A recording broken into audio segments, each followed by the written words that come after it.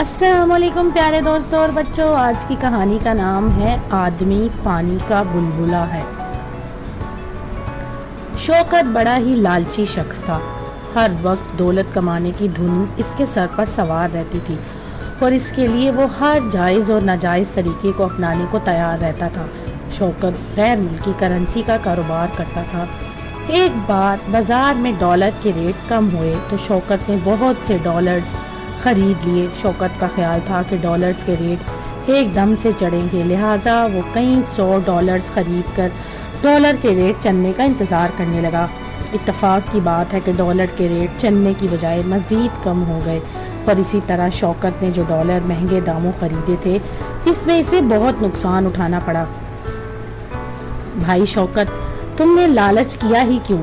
اس کے ساتھی نے اس سے پوچھا۔ میرا خیال تھا کہ ڈالر کے ریٹ بڑھیں گے تو مجھے زیادہ منافع ہوگا، اس لیے شوکت رونا سا ہو گیا۔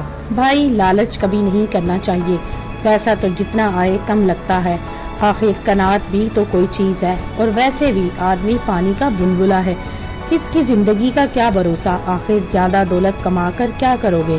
اس کے ساتھی نے اچھی خاصی تقریر کرتے ہوئے کہا اور پھر چلا گیا۔